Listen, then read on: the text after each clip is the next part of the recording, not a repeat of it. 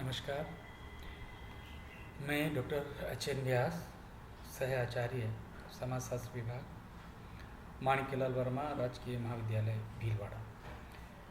आज अपन MA final के 7th paper के अंतर्गत आर के मुखर्जी के व्यक्तित्व एवं समाजशास्त्र में उनका योगदान के बारे में अध्ययन करेंगे। पिछले क्लास में भी अपन ने इसी बात का अध्ययन किया था।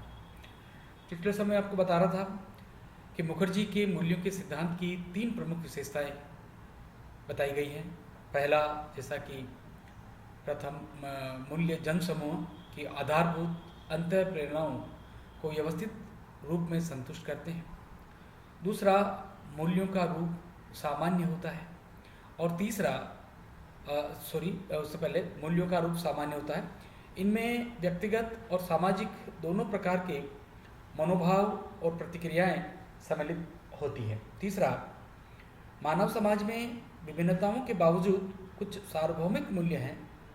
सभी धर्म इन सार्वभौमिक मूल्यों के भंडार हैं और इन पर बल देते हैं। पिछले कुछ दशकों में मूल्य रहित या मूल्य तटस्थ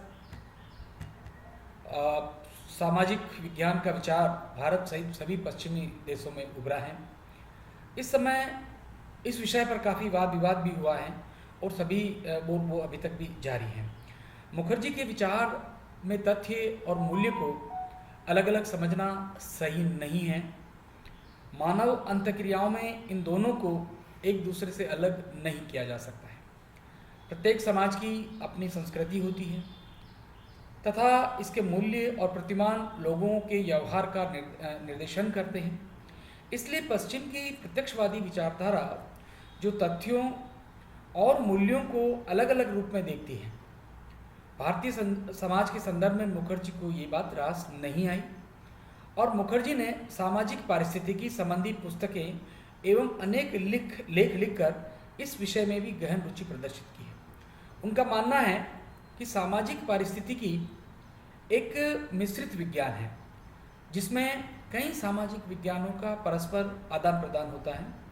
इसमें मानव जीवन पर सामाजिक, आर्थिक और राजनीतिक कारकों सहित भूवैज्ञानिक, भौगोलिक एवं जैविक कारकों के सम्मिलित प्रभाव को आंका जाता है। इस संदर्भ में मुखर्जी ने मानव समुदायों के अध्ययन में प्राकृतिक विज्ञानों, विशेषतः वनस्पतिक पारिस्थितिकी शब्दावली यथा संतुलन, संगठन, वितरण, अनुक्रमण, अनुकूलन, बेदखलन आदि का प्रयोग किया है। उन्होंने बताया कि मानव पारिस्थितिकी और समाज के बीच गहरा संबंध रहा है। अतः एक पारिस्थितिक क्षेत्र के विकास को एक गतिशील प्रक्रिया के रूप में देखा जाना चाहिए।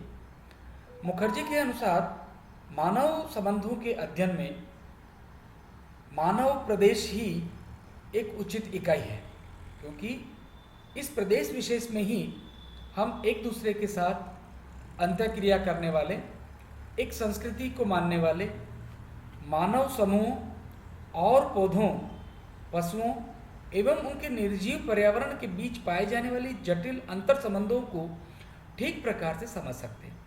संभवतः मानवीय सामाजिक व्यवहारों, सामाजिक संस्थाओं तथा अनुकूलन की मानवीय समस्याओं को प्रादेशिक संकुल से अलग करके पूर्ण रूप से समझना कठिन है। मुखर्जी ने सामाजिक परिस्थिति के 2 मोटे प्रकार बताए, व्यावहारिक परिस्थितिकी और सामुदायिक परिस्थितिकी। व्यावहारिक परिस्थितिकी इस तथ्य पर बल देती है कि मानव प्रकृति का दास नहीं है, अपितु वह उसका एक सहयोगी है। इसमें मानवीय जनसंख्या, प्राकृतिक साधन, वनस्पति और पशु जगत के बीच पारिस्थितिकीय संतुलन का अध्ययन किया जाता है।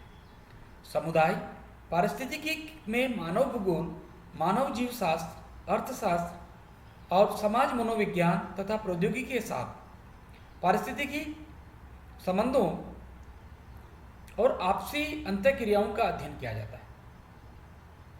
मुखर्जी के सामाजिक पारिस्थितिकी संबंधी विचार यद्यपि पाश्चात्य समाज वैज्ञानिकों के द्वारा प्रभावित हैं, तथापि उन्होंने कई स्थानों पर उनसे भिन्न मत भी प्रकट किए। उन्होंने भारत के नवनिर्माण के संदर्भ में मूल्यों के महत्व को रेखांकित कर ये कहा कि भारत के नवनिर्माण की योजना बनाते समय मात्र तात्कालिक और प्रत्यक्ष समस्या को ही ध्यान में नहीं रखा जाना चाहिए, अपितु ये विकास की योजनाएं मूल्यों पर आधारित होनी चाहिए।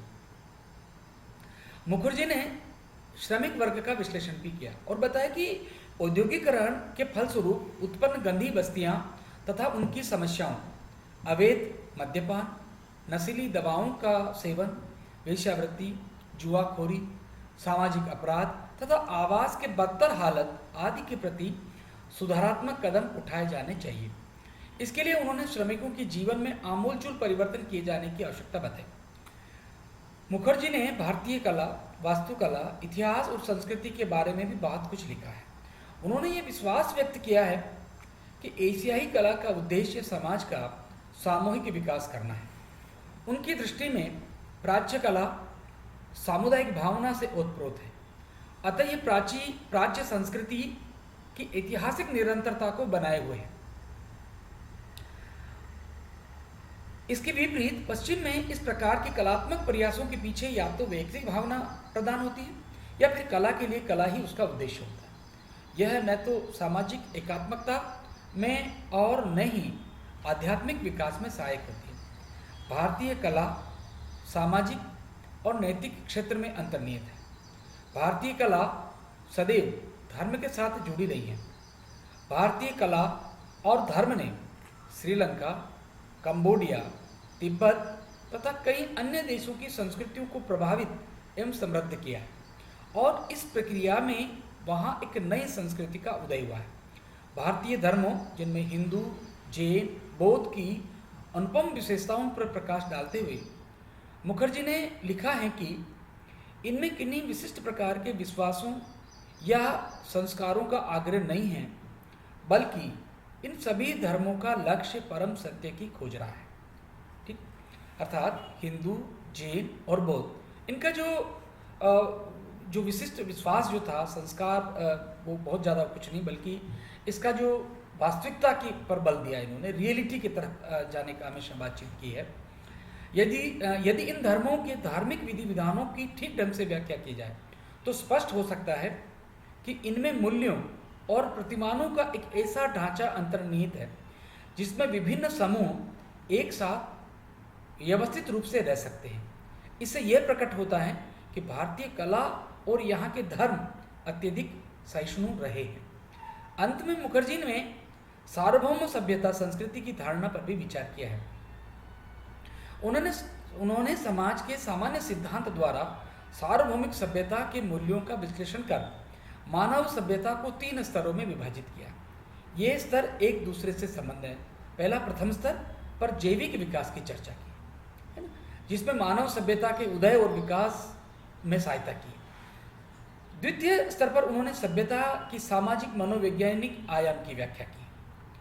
और सामान्यतः ये समझा जाता है कि मानव जाति स्वार्थ एवं अहंकार के शिकंजे में फंसी है और उनकी मनोवृत्ति संकुचित या नरजाति केंद्रित है, किंतु इसके विपरीत मानव जाति में इस बात की भी क्षमता है कि वह अपनी संकीर्ण भावनाओं को दबाकर या उन पर काबू पाकर सार्वभौमिकता को प्राप्त कर सकती है। तीसरे स्तर पर उन्होंने सभ्यता के आध्यात्मिक आयाम का विश्लेषण कर ये बताया कि मानव निरंतर जैविक और अस्तित्वपरक भौतिक और सांसारिक सीमाओं को लांघकर आध्यात्मिकता की सीढ़ियों पर निरंतर अग्रसर होता जा रहा है। इस प्रयास ने मानव को कला, मिथक और धर्म ने आध्यात्मिक क्षेत्र में बढ़ने की प्रेरणा दी। सामाजिक विज्ञानों ने इन सांस्कृतिक तत्वों को नज़रअंदाज कर दिया था, किंतु मुखर्जी ने अपने लेखनों में इनके अध्ययन पर जोर दिया है। पश्चिम प्रकार की आधुनिकता के प्रति अपनी प्रतिक्रिया व्यक्त करते हुए मुखर्जी ने आधुनिकता की प्रबोधकालीन विचारण की न केवल आलोचना की है, अपितु उन्होंने इसे पूर्णतः नकार भी दिया है। प्रबोधकालीन विचारधारा पश्चिमी सामाजिक विज्ञान के सिद्धांतीकरण का आधार रही है। मुखर्जी ने इसके स्थान पर दृष्टिकोण को प्रस्तुत किया है कि समाज के किसी भी सामान्य सिद्धांत की रचना तब तक नहीं की जा सकती है जब तक समाज को मनुष्य, ईश्वर, प्रकृति के त्रयी स्वरूपण में बांधा नहीं जाता है।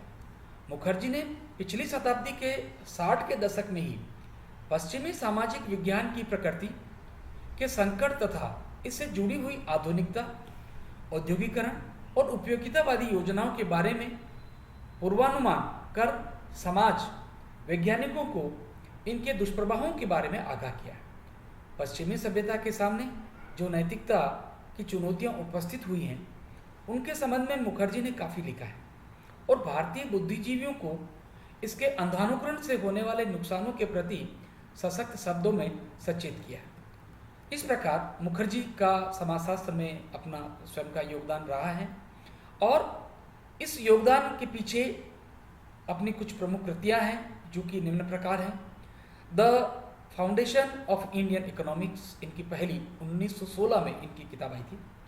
दूसरी किताब इनकी आई थी the rural economy of India 1926 में, और 1926 में the land problems of India नामक पुस्तक आई थी, और 1928 में introduction of social psychology mind in society में आई थी, और 1929 में field and farmers of oath के नाम से एक बुक आई थी। 1938 में रीजनल बैलेंस ऑफ मैन करके किताब आई थी, और 1940 में मैन एंड हिज हैबिटेशन ये बुक पब्लिश हुई थी। उसके बाद 1945 में इंडियन वर्किंग क्लास करके बुक आई थी। 1949 में the social structure of values पर बुक आई थी। 1951 में द डायनेमिक्स ऑफ मॉरल्स करके बुक आपने लिखी थी। 1951 में ही फिर इंटरकास्ट टेंशंस विद अदर्स की बुक लिखी थी। 1960 में फिलोसॉफी ऑफ सोशल साइंसेस नामक बुक लिखी। 1964 में the dimensions of human values करके बुक लिखी, और 1964 में द सिकनेस ऑफ सिविलाइजेशन करके इन्होंने अपना पुस्तक लिखा। इस प्रकार कई सारी कृतियाँ आपकी अपनी रही हैं और इन्होंने समाजशास्त्र में बहुत बड़ा अपना योगदान दिया है, जिसको मैंने आपके सामने रखा है। इस संबंध में यदि आपको किसी भी प्रकार की समस्या है तो मेरे मोबाइल नंबर हैं 9414740195, जो कि आपके पास सेव्ड है। आप मुझे कभी भी किसी भी समय अपना जिज्ञासा मेरे सामने रख सकते हैं और मैं उसका पूरा आंसर देने का प्रयास करूंगा। धन्यवाद।